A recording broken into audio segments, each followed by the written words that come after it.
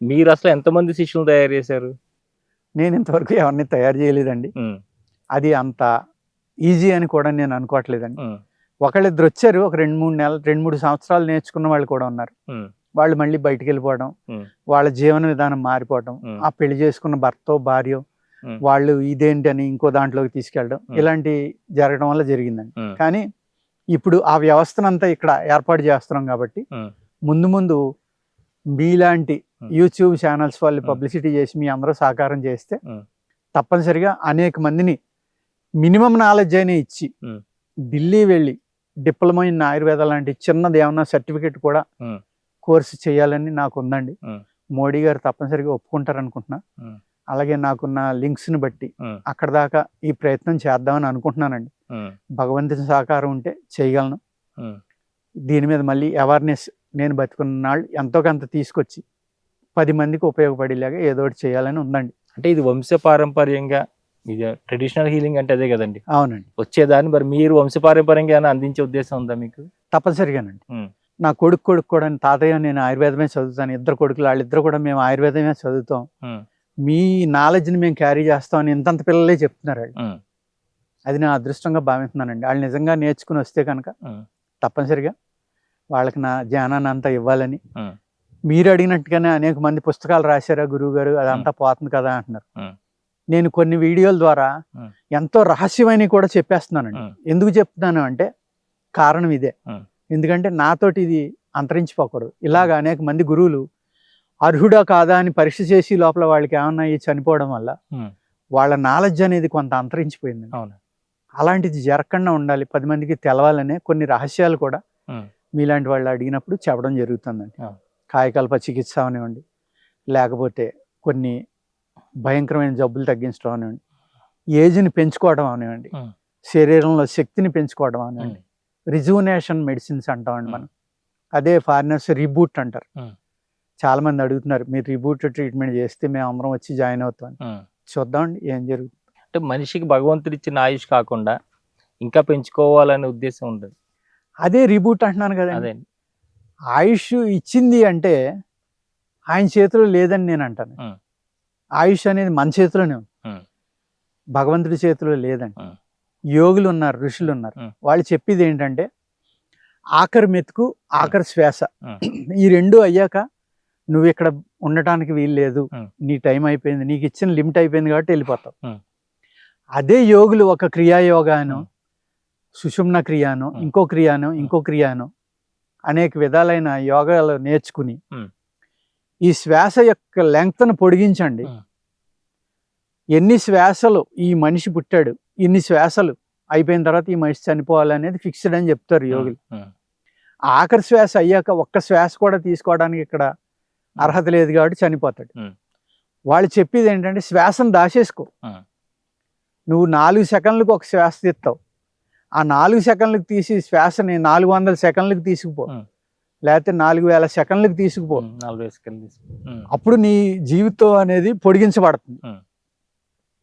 దాంతోటి పాటు ఈ రిజువనేషన్ అయ్యి మూలికలు ఏవైతే ఉన్నాయో హ్మ్. శరీరాన్ని ఆరోగ్యంగా ఉంచడానికి, శక్తివంతంగా ఉంచడానికి ఉపయోగపడతాయండి. హ్మ్. అంతే తప్ప శ్వాసలు అయిపోతే ఎంత అమృతం తిన్నా మీరు బతికుంటారు. బతుకుంటారు గదా! అదే అండి. ఇప్పుడు ఈ మూలికలు, ఈ వైద్యం మీరు జేస్తారు. అవునండి. ఆయనకు అవ్వాల్సింది భూమి మీద ఆయనకి మిగిలినటువంటి ఆ చివరి మెతుకు ఏదైతే ఉందో అది అయిపోతది. ఆ శ్వాస అయిపోతది. అవునండి. ఇదేంటి ఉపయోగం వీళ్ళు? మామూలుగా అంటే చూస్తుండగా యంగగా కనిపిస్తుండు గాని చావాలంతే. అంటే అలా కాదండి. హ్మ్. మూలిక వల్ల ఏంటంటే శక్తివంతంగా ఆరోగ్యంగా ఉంటా సడన్‌గా చనిపోవడం అనేది హ్మ్. ఈ రీబూట్‌లో గాని, రిజువనేషన్‌లో గాని జరుగుతుంది. జరు కానీ క్రియాయోగా ఇటువంటి ఆటిల్లో ఏమవుతుందంటే ఒక యోగి, ఒక ఋషి ఉన్నాడు. హ్మ్. ఆయన ఒక సబ్జెక్ట్‌ని ప్రజలకు అందించాలనుకున్నాడు ముందు తరాలకి. అవును. ఆ సబ్జెక్టు ఆయన పూర్తిగా అవగాహన ఆ సబ్జెక్టు సాధించడానికి వందల సంవత్సరాలు పడొచ్చు. హ్మ్.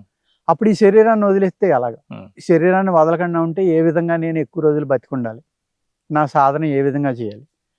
అదే విధంగా నాకు జన్మరాహిత్యం. మళ్ళీ ఈ జన్మ ఇంకొక జన్మ రాకుండా ఈ సుఖదుఖాలనే చక్రం నుంచి దూరంగా ఎలా ఉండాలి? హ్మ్. అనే ఆలోచనతోటి వాళ్ళు ఏం చేస్తారంటే ఈ శ్వాసని కంట్రోల్ చేసేసండి నిద్రని జయించటం, ఆహారం ఆకలిని జయించటం, హ్మ్. నీళ్లు తాగక్కర్లేకుండా జయించటం, సమాధి స్థితి అంటామండి హ్మ్. మనం యోగశాస్త్రంలో. హ్మ్. అది మీకు తెలియదు కాదు. హ్మ్. ఎంత వందల మంది గురువుల్ని మీరు ఇంటర్వ్యూ చేస్తున్నారు కాబట్టి ఇదంతా మీకు తెలుసు. ఈ శ్వాసను కంట్రోల్ చేయటం ద్వారా హార్ట్ బీట్ని కంట్రోల్ చేసి శరీరంలో శక్తిని పెంచుకుని ఇవన్నీ చేయాలంటే శరీర శుద్ధి అనేది అవసరం అండి. వాళ్ళు ఏం చేస్తారంటే ఈ విధమైన సాధనకి వెళ్ళి ముందరే పూర్తిగా శరీరంలో మలము ఆహారం ఏమీ లేకుండా చేసేసండి అప్పుడు సాధనలో కూర్చుంటారు. ఈ మలం కానీ ఆహారం కానీ ఉందనుకోండి, ఈ ఆహారం అరిగిన తర్వాత మళ్ళీ మలం అవుతుంది. ఈ మిగిలిపోయిన మూత్రం కానీ మలం కానీ ఉందనుకోండి, అది బయటికి వెళ్ళకపోతే వీళ్ళకి సాధన అవుతుంది. అందుకు శరీరాన్ని పూర్తిగా వాష్ చేసేసుకుంటారు అన్నమాట, కడిగేస్తారు. నరాల్లో కానీ అవయవాల్లో కానీ స్టమక్లో కానీ ఎక్కడా కూడా ఎటువంటి కల్మషం లేకుండా ప్రాణాయామం వల్ల కానీ యోగశాస్త్రం వల్ల కానీ మూలికల వల్ల కానీ శుద్ధి చేసుకుని ఆ సాధన చేయడానికి అవసరమైన శక్తిని కావాలంటే మళ్ళీ మూలికలను వాడుకుంటారు. వాడుకుని ఆ సాధనలో కూర్చుని కదలకుండా సాధన చేసి ఈ శ్వాసను కంట్రోల్ చేసి ఎప్పుడైతే మీకు హార్ట్ బీట్ కంట్రోల్ అయిపోయిందో, మిషన్ అంటే మన హార్టే కదండి మెయిన్, లంగ్స్ హార్ట్, ఈ రెండాటిని కంట్రోల్ చేయగలిగారు, ఆపగలిగారు. అప్పుడు మీకు మిషన్ ఆగిపోతే పెట్రోల్ ఎందుకండి? ఆహారం అక్కర్లేదు కదా. ఎప్పుడైతే ఆహారం లేదో మలమూత్రాలు లేవు, వాళ్ళు అప్పుడు ఎన్నాళ్ళైనా కూర్చుండిపోగలరు. నిద్రను జయించారు. కానీ సమాధిలో ఉన్నారనుకుంటాం, సమాధిలో ఉన్నా కానీ వాళ్ళు బ్రెయిన్ పనిచేస్తారు. అందుచేత వాళ్ళ యొక్క ఆలోచన ద్వారా మనకు కావాల్సిన అద్భుతమైన నాలెడ్జ్ని అందివ్వటం కోసం వాళ్ళు బతుకుంటారు. రెండోది ఏంటంటే జన్మరాహిత్యం, మళ్ళీ జన్మించకుండా ఈ సుఖ దుఃఖాలు అనే చక్రం నుంచి బయటకు వెళ్ళడానికి కూడా సాధన చెయ్యాలి. అంటే ఎక్కువ రోజులు బతికితే అత్యధికంగా సాధన చేసి ఇష్టామరణం పొందటం కానీ, కూటస్థం నుంచి ప్రాణం వదిలేస్తే వాళ్ళకి మళ్ళీ జన్మంటూ రాదనేది లాహిరి బాబా చెప్తారు, మహాతార్ బాబా చెప్తారు.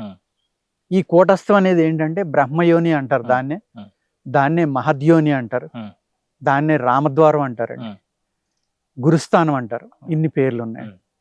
ఇక్కడ ఎంత సూక్ష్మమైన హోల్ ఉంటుందంటే దాన్నే మనం థర్డ్ ఐ అంటాం. దానికి గుర్తుగానే మనకు పరమశివుడు శివుడు ఉన్నాడు. ఈ థర్డ్ ఐ అనేది అందరికీ ఉంటుందండి, మీకుంటుంది, నాకుంది, అందరికీ ఉంటుంది. దాంట్లోంచి చూడడం, దాన్ని ఓపెన్ చేయడం అనేది గొప్ప యోగా ఉంది. అది చేయగలిగితే కనుక మీరు ఈ ప్రకృతికి అల్టిమేట్ అయిపోతారు. మీకు ఇంకా సాధించలేనిది చేయలేనిది అనేది ఉండదు. అది మన యోగులు ఋషులు చెప్పే విషయం. అక్కడి నుంచి ప్రాణం ఎలా వదలాలి దాన్ని సాధన చేసి, ఇప్పుడు లాహిరి బాబా అక్కడి నుంచే వదిలేరంటారు, ఆయన కొడుకు అక్కడి నుంచే అంటారు. ఇలాగా అనేక మంది. ఈ శ్వాస అనేది నా పుట్టుకతోటి వచ్చి నా మరణంతో వెళ్ళిపోయే ఒక శ్వాస, నువ్వు ఎప్పుడు విశ్రాంతి తీసుకోవు అంటున్నావు. కబీర్ దాస్ అంటాడు, చావు రామద్వారంలో చావు, మళ్ళీ మళ్ళీ చావు లేకుండా ఒకేసారి చావు అంటాడు. రామద్వారం అని నేను ఎందుకు చెప్పానంటే కూటస్థం. ఆ కూటస్థం నుంచి ప్రాణం వదిలేయి మళ్ళీ మళ్ళీ చావు రాదని చెప్తాడు కబీర్ దాస్. అలాగా మీరాబాయి కూడా కృష్ణుతోటి మాట్లాడుతూ ఉంటే భర్త అనుమానిస్తాడు, పరపురుషుతోటి మాట్లాడుతుందేమో. అంత అద్భుతమైన యోగులు సాధకులు మన హిందూ ధర్మంలో కానీ సనాతన ధర్మంలో కానీ ఉన్నారు. వాళ్ళు ఎన్నో రహస్యాలు మనకి చెప్పడం జరిగింది. అవి మనం వినం కాబట్టి ఆ రహస్యాలని మనం దూరంగా ఉంచుకుని అవి సాధన చేయడం కష్టం అనుకోవడం వల్ల ఇవన్నీ జరగట్లేదండి. లేకపోతే మీరు అడిగిన దానికి సమాధానం ఏంటంటే, ఈ సాధన అంటూ చేస్తే, నిద్రను జయించి ఆహారాన్ని జయిస్తే 100 సంవత్సరాలు కూర్చున్నారు, వాళ్ళు ఉన్నారు, వీళ్ళు ఉన్నారు అంటారు. ఆయన ఏదో జస్ట్ మనకి 2-3 ఇయర్స్ బ్యాక్ అనుకుంటా, ఒక ఆయన నాకు అమ్మ నాలిక మీద రాసింది, నాకు ఆహారం నీళ్లు అక్కలేదు, నేను ఇన్నాళ్ళు కావస్తే అన్నాళ్ళు బతకగలనని చెప్తే మన డిఫెన్స్ వాళ్ళు పట్టుకొచ్చి ఒక రూమ్ లో పెట్టి ఆయన కాపలా కాశారు 1-2 ఏళ్ళు. ఈ 1-2 ఏళ్ళు ఆయన ఆహారం తీసుకోలేదు, ఏమీ లేదు, మోషన్ లేదు, యూరిన్ లేదు. ఆయన చాలా ఆరోగ్యంగా ఉన్నాడు, ఆయనకి బీపీ లేదు, షుగర్ లేదు, కొలెస్ట్రాల్ లేదు. మరి ఎలా బతుకున్నాడండి? ఆయన హ్యాపీగా లేచేవారు, యోగా చేసుకున్నారు, ఆయన కావాల్సినప్పుడు నిద్రపోయేవారు, సంవత్సరం స్టడీ చేశారండి. మరి అది ఎలా జరిగిందండి? మోడర్న్ సైన్స్ లో సాధ్యం అవుతుంది లేదని ఎలా చెప్తాం మనం? ఇలా ఎన్నో రుజువులు ఉన్నాయి.